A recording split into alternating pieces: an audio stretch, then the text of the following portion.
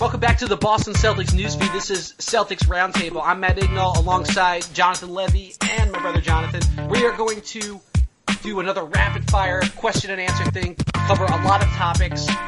So with that, let's get right into it. All right, here's my question to the group. Who is Jaylen Brown's best comp, and why is it Jimmy Butler? Is it Jimmy Butler?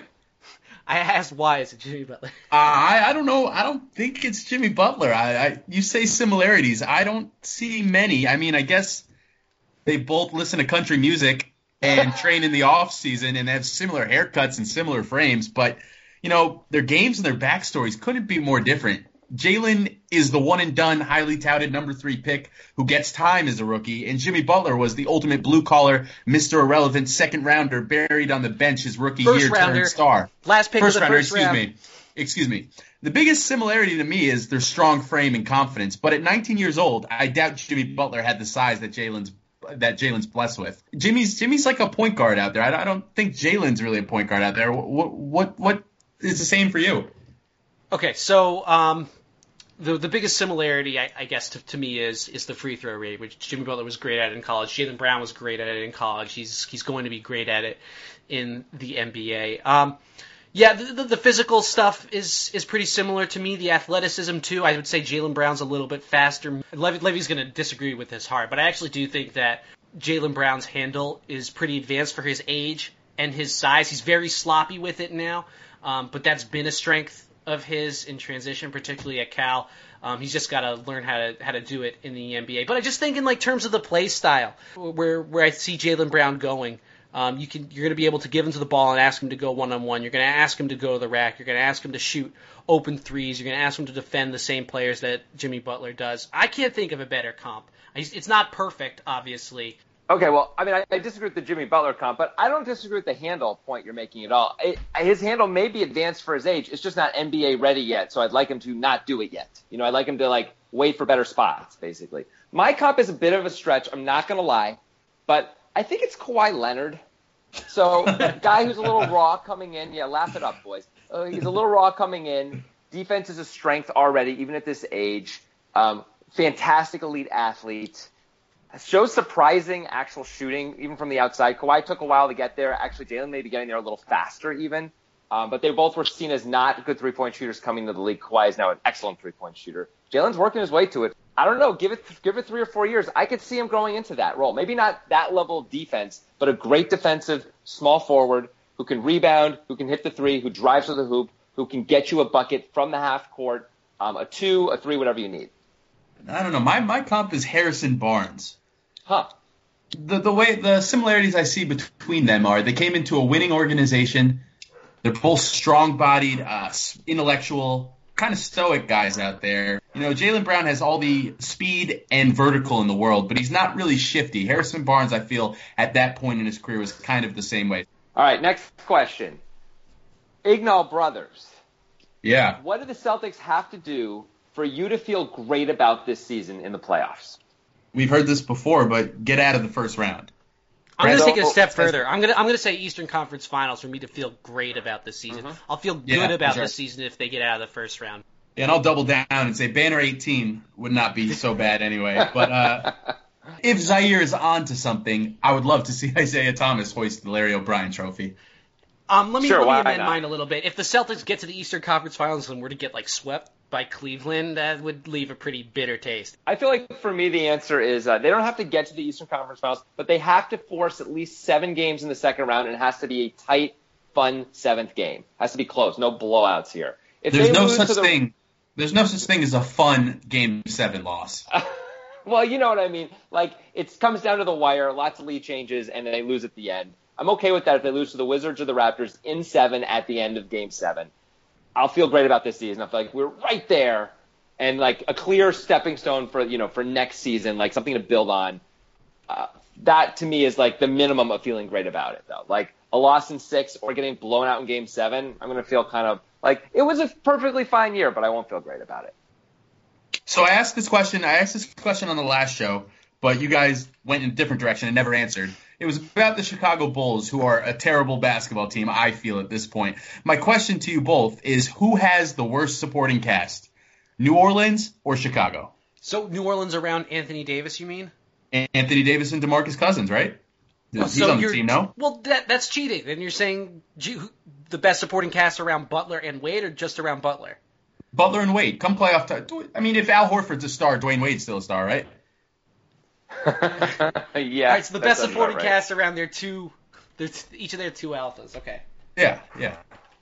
I mean, I'm looking over their rosters right now, and it is a dumpster fire of NBA players on these teams. I mean, the Bulls. Okay, well, they have Michael Carter-Williams. That guy sucks. They have Robert Lopez, who's mediocre. They have Mirotic, who nobody wants. Cam Payne may grow into something. He's nothing yet. As opposed to the Pelicans. I guess the Pelicans have Drew Holiday and Tim Frazier. So that probably is enough. I don't even have to name anyone else on their team. I think that's enough to push them past the Bulls. It's brutal out there, guys. Yeah, the Drew Holiday factor makes it for me, but can't count out Jordan Crawford, Brad Stevens' first reclamation project, back in the NBA, scoring buckets, irrational confidence guy. The Drew Holiday factor gives him the edge. I'll lean Pelicans as well, but it's close. All right, my turn. Brad Stevens, last week, the Celtics are not as good as their record. The Celtics' point differential isn't that good. They're at a plus 3.1, not quite as good as their record. So what do you guys look at? Is Brad Stevens right there? I absolutely think Brad Stevens is right. I think the Celtics have been winning close games and in questionable ways all season long. I know we have the king in the fourth on the team, and it makes everything look a little bit better in terms of winning those games in the fourth quarter. But that doesn't mean they're actually that good just because they've won those games ultimately, right? Like, because what we're talking about is not how have they been, but how will they be, right? So is it predictive or not? That's what we're really asking. Oh, I want them to be better. But I think the Wizards are a better team than the Celtics are. But I think the Celtics are going to finish in the number 2 seed because the Wizards have a tougher schedule the rest of the way. So, yeah, I don't think they're as good as their record. Look no further than the games where they should win that they do win. You gotta. Yeah, but every team has that. I feel like the Celtics are so inconsistent. And Dwayne Wade had a great quote Sunday saying, they're inconsistent. Yeah, but like I said earlier, the Celtics have the horses. The Bulls don't. The fact that you're comparing the Bulls to the Celtics is bad.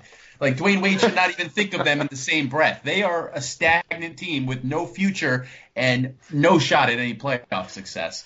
Okay. The Celtics, the Celtics they don't beat bad teams badly enough. You need to win some blowouts. And until they do that, they don't have me sold. The obvious counter-argument is that the Celtics haven't been that healthy. But, again, the Celtics' depth should have carried them a little bit further.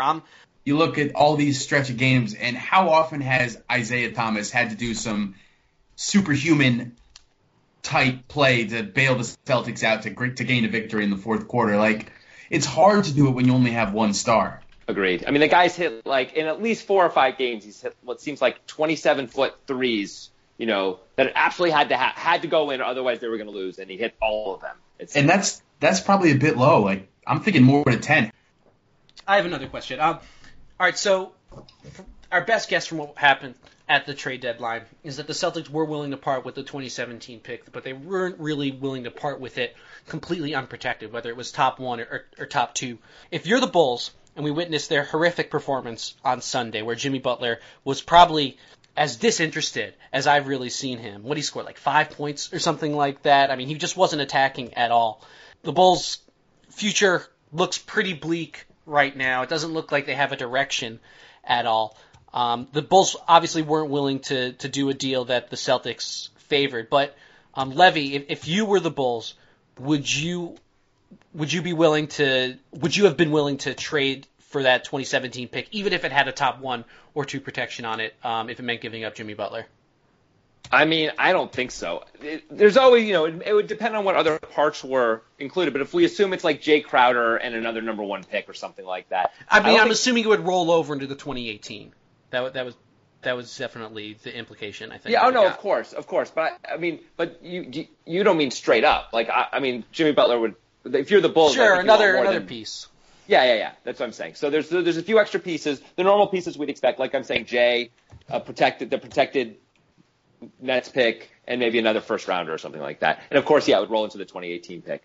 I don't think if you're the Bulls, you do that. I mean, it's really tough for the Bulls to give up. They're one young star player. He's not that young anymore, but he's in his prime. He's got 2 years left on his contract, starting 2.5 years really. It seems crazy to give that up. Although the Bulls are going nowhere and are screwed no matter what they do. I think this is the point. They're screwed no matter what. But I think if you're the Bulls, you're supposed to hold on to your star unless you can get a king's ransom for him. And if it's a protected pick, that's not a king's ransom. That's like a duke's ransom. He's on the record as saying he doesn't trust the organization. There's his good friend Tom Thibodeau, former coach in Minnesota. They could offer a trade package that would be way better than anything the Celtics would offer, especially top one protected. I mean, the Celtics could offer more, but the Celtics, you know how Danny is. He's not gonna make a trade that doesn't severely favor the Celtics. Someone's gonna come up with a better offer. Top one protected, no shot. Especially when Jimmy Butler's gonna walk. All right, Levy and Jonathan, I should let you know that today's roundtable is being brought to you by the SeatGeek ticketing app. I can personally attest to SeatGeek being the easiest way to get great deals on every Celtics game. And as the Celtics playoff push heats up, SeatGeek is also the smartest way to get tickets to every game. With their seamless mobile experience, you can buy and sell tickets in just 2 taps. And it doesn't end with the Celtics or any other NBA game. SeatGeek also has plenty of concert, comedy, and theater tickets available too. And it's all fully guaranteed. Listeners to CLNS Radio can support this production and get a $20 rebate off their first SeatGeek purchase. Here's how. Download the free SeatGeek app, go to the Settings tab and click Add a Promo Code, and enter the promo code CELTSNEWS, all one word, and SeatGeek will send you $20 after you've made your first ticket purchase. Download the free SeatGeek app and enter the promo code CELTSNEWS today.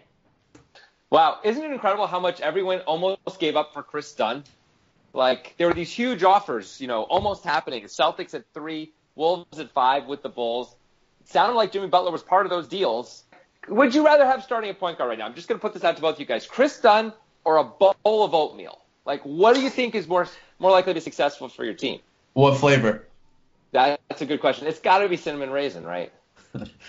Yeah, I liked Chris Dunn around draft time. He had a pretty complete set of skills aside from erratic shooting. I think a lot depended on him becoming a good shooter, and he's gone the opposite way there. And I think it's something we should all remember as we get close to draft time, assuming the Celtics keep their picks and everything, that the guy who pretty much everyone in the league thought was almost ready to just step in and start at point guard in the NBA, Chris Dunn, is horrible. But everyone was convinced this guy was great. So all the scouting and all that, it's not that no one knows what they're talking about, but man, there's a lot of unknowns out there. In every player, there's just a lot of unknowns. You can only project so much. So it's just really important to keep that in mind because everyone was so disappointed when we took Jaylen Brown at 3. But no one's disappointed anymore, right? Of all those guys in that next group, it's him and Jamal Murray and kind of nobody else right now, right? I mean, those are the 2 guys you'd be interested in at 3. How good did Jamal Murray look in that Denver game? I mean, he looked like he took a leap, just in terms of his raw athleticism, speed and jumping ability and body control.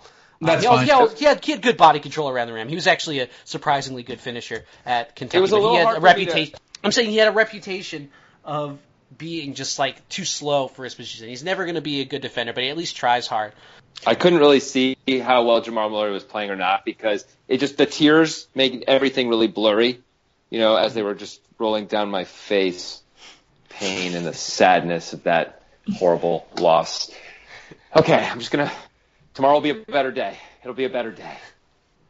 Hey, come on, they blew out the Bulls. All right, do we have any more questions? I think that's it. I got one. Oh. All right, if the you know what? I'm going to save this question for later. Let's wrap. Come on, bring it up. Wait, that'll wrap things up here at the Celtics Roundtable on the CLNS news feed. For Jonathan Levy and Jonathan Ignall, I'm Matt Ignall. Why don't you give us a follow on Twitter at CLNS Roundtable. Follow us there. And if you want to help out the show, we really appreciate it if you could go to iTunes and leave us a 5-star rating. That helps us out a lot. All right, so we'll be back tomorrow, and thanks for tuning in.